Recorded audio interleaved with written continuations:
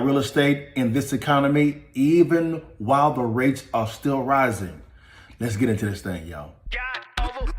Yeah, man, that's crazy. 40 days, God, I've been Swayze. Grew the beard out, that ain't shady. That's a bird, man, I ain't baby. Talking hope out, that's so crazy. How I got a shot, raise the bean sprout up, put a crown up on her head so the boys seeing, no, that's a lady. If you ain't catch a double that time on the last rhyme, dog, I could help you. I got plenty more where that came from. When I brainstorm, I need shelter. It's enough water from the most.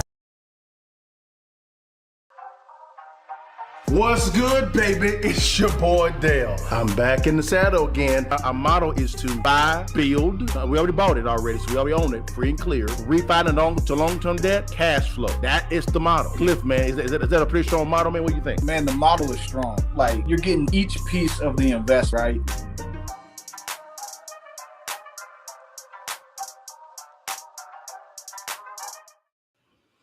What it do, y'all? It's your partner Dale, looking old so fresh, cold, clean. It's gonna be your partner today, man. Cliff is tied up with some business for us, man. Y'all know I look better than you guys. Take that damn picture for your mama and them guys. Welcome to another Real Estate Live, guys. Let's dive into this, guys.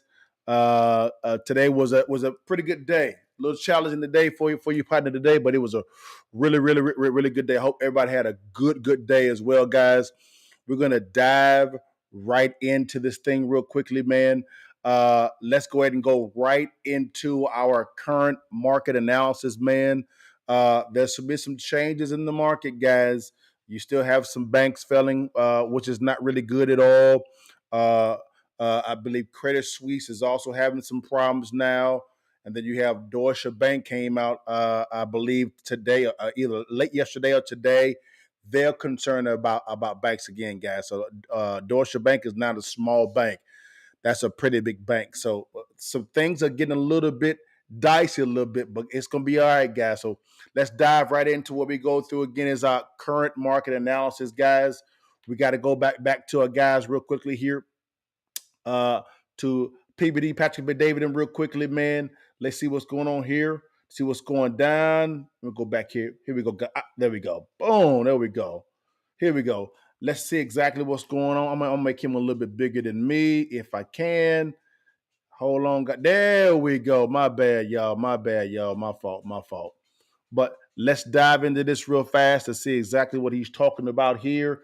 They're talking about there's been a little bit of some uptick concerning mortgage applications, but buyers are still concerned about what's going on, guys. So let's see what's going on. Here we go. This is really after what went on with the banks. Let's dive into this. Then we get into our topic today. Let's go. Mortgage demand increased for the second week in a row, with the total application volume rising by 6.5% compared to the previous week, according to Mortgage Bankers Association. Despite mortgage rates being higher, mortgage applications to purchase a home increased by 7% for the week, and home buyers concerned rates will continue to rise. However, applications to refinance a home were 74% lower than a year ago. It's a big number. The average contract rate for 30-year fixed mortgage with conforming loan balances decreased to 6.71% from 6.79. Wow. That's not a big number. But rates were largely higher for most of the week before dropping sharply on Friday due to news of Silicon Valley Bank failure. So is this like, Tom, just a small little movement here? Is this like, listen. You know, what do you think this is? Yeah, this is a blip. And I dove into this because I saw the headline and I'm like, what the hell? You know, and to find out what it is. And this was CNBC making a headline where there really isn't one. And I dove into the stuff Diana Olaf was talking about.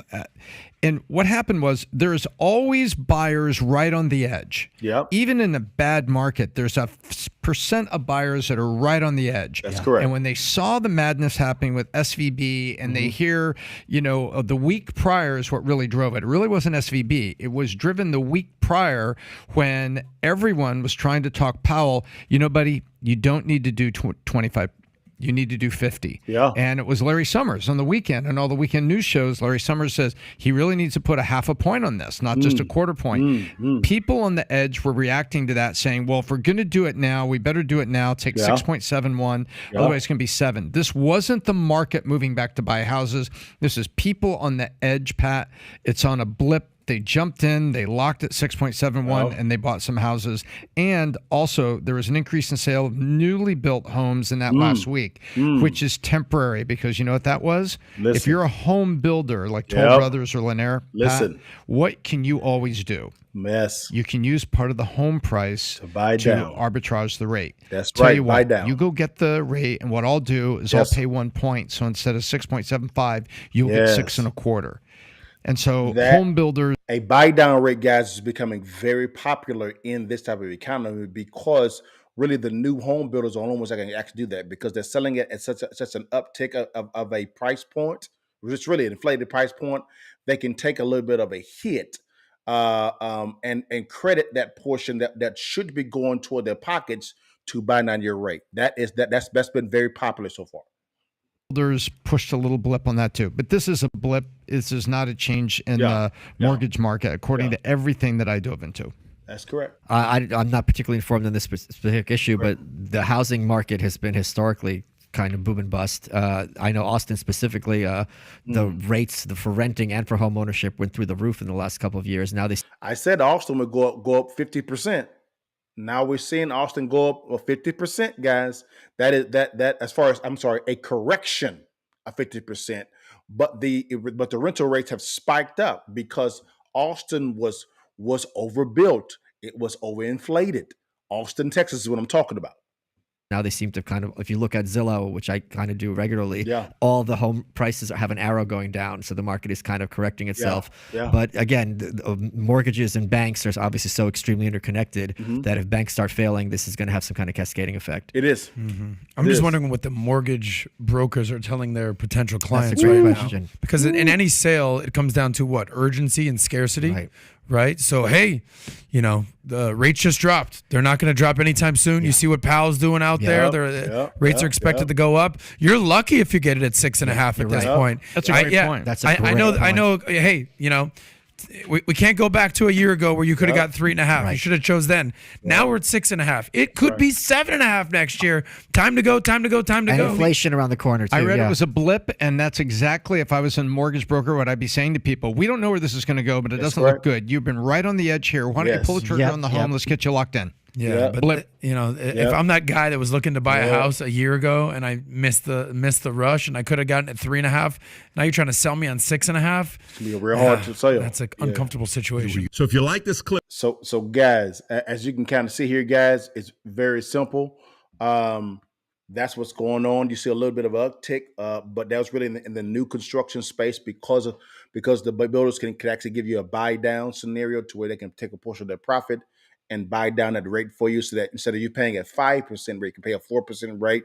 A friend of mine actually bought his house that way, which is fine. But it's getting a little dicey, guys, out there. It's getting a little dicey. All right, guys, a little dicey. You have to be really more strategic on how you're actually acquiring some stuff, right? It's all good. Don't panic, though, guys. Okay, so let's dive right into our subject real quickly, guys. All right. How to buy the right deals with the rising interest rates. All right. How to buy the right deals with the rising interest rates, right? Rising interest rates means that the cost of capital is going to be a lot higher, which is really going to affect a lot of those flippers. The flipping game is not dead, but it's harder to flip. A friend of mine has actually bought a property in SFR, single family residence, in Houston. He's a flipper. That's what he does. He's very good at it. He bought it, did a great job on the renovation cost, which is great, put it on the market, got an FHA, someone had an FHA loan to accept it at full price point. The appraisal value came back just fine, a little bit over what he predicted it was going to be as far as the after repair value. He had to put out of the deal because with FHA, it has to be on the market for, I believe, 90 days. It's only been on the market for 60 days. So that's what's kind of going on here, guys. Some people are taking a risk on that, guys. But with those high interest rates, what do you do when it comes to finding and buying the right deal? So here we go. Yeah, guys know what I'm going to. I'm going to be very quick. 3 things: insure, leverage, protect. Again, insure, leverage, protect. Not hard to understand, guys. So how do you insure when it comes to buying the right deals with the rising interest rates? Very simple. I don't think it's wise, guys, for you to pass that cost to the consumer. In other words, if you were to buy a property wrong, do you think it's wise to pass that inflated cost on to your end consumer? In this type of economy, the answer is no. The reason why is because the consumer is already looking for ways to cut costs. And if you come to them asking them to pay a higher cost because you didn't negotiate the right way, that's on you, not the consumer. So what do? You have to be more aggressive in negotiating. Okay? That means you have to really begin to invest some time into educating on how to negotiate in the volatile time to get a discounted price point, right? Or you have to begin to understand how to market to those distressed homeowners, guys. Who are distressed homeowners? Those that are behind on their payments. Lenders that are looking to sell their portfolio because they funded the deal wrong. That is possible, guys. Distressed properties, in other words, that need to be renovated, right? There's ways to locate those properties. Also, someone that needs to sell because of a job transfer. Our property's been on the market for a long period of time. Expired listings, things of that nature. That has to be what you need to focus on, and also become more aggressive in your negotiating. All right? Because if your whole thing is to buy wrong and to pass that cost on to the consumer, you're going to lose that property, and I'm going to be the one to come and buy it from you at a discounted price point. Right? Number 2, guys, okay, leverage, which means you got to consistently stay patient. Consistently stay patient, guys. Okay? Stay patient. Don't be so anxious to go out and buy a bad deal. That's why I'm saying negotiate aggressively, which means the sales cycle may take a little bit longer than what it did in a good market. Guys, we have a property in Florida that we're looking at. The lady right now, it's a luxury property, but we can get it at such a discount. It'd be a good deal for us if we get it. We're currently negotiating on that deal. She's in arrears, right? And she has a certain amount of time frame that she's trying to sell it, or the bank's coming to get that boy. So we gave her an offer, and she didn't want to talk about it. We said, no problem. We'll be here waiting for you. And as long that clock's going to continue to tick and tick and tick and tick, we're going to wait, and then she's going to come back to the table. Let's talk about it then. Now it's going to be a lower cost point. Again, stay aggressive. We're doing the exact same thing when it comes to 3 apartment complexes in the state of Michigan at the exact same time, guys. So, yes, we're doing it on a higher level, but we're having to do exactly what we're teaching you guys to do, all right? So, stay consistently patient. Don't be too anxious, guys, all right? The third one, protect. Because you executed the negotiating wisely, and also you stay consistently patient, now you can get the right lending in place, guys, right? So therefore, if you're looking to buy a property and refinance it, you buy a property, say at a 75% value, I would probably plan for a 70%. Decrease it down 5%, all right? Give yourself that 5%, or maybe in a 10% margins, maybe even at 65%. Why? You want to give yourself that cushion so that when you get ready to exit to a longer term cash flow, or you have a buyer that comes in, you have enough equity there to be able to get that done the proper way, guys. Also, if you're doing a buying holding scenario, it's the same thing. Decrease your numbers down about 5 or 10%, guys. Okay? Decrease it down to that price point. I'm having to do that on our properties, guys. So yes, I'm doing exactly what we're teaching you guys to do. Guys, it's very simple, guys. So that's all I have for today, guys. It was a quick in and out, guys. I got a pretty busy weekend, guys. That's for sure. I hope you guys had a phenomenal week, guys. I hope that this was really influential to you guys. Again, the formula is very simple: insure, leverage, protect. Insure, leverage, protect, guys. More than ever, you have to be a lot more wiser in what you're trying to do in real estate, guys. All right, guys. Hey, guys, thank you so much for your time. You know, I end it every single time before you leave. And while you can, you see that thing, baby, as I look better than you and pop my collar, take that picture for your mama and them. And guys, holla at your partner, guys. Thank you so much for your time. God bless you guys. Peace. God give thanks. Bless God give thanks. Bless God give thanks.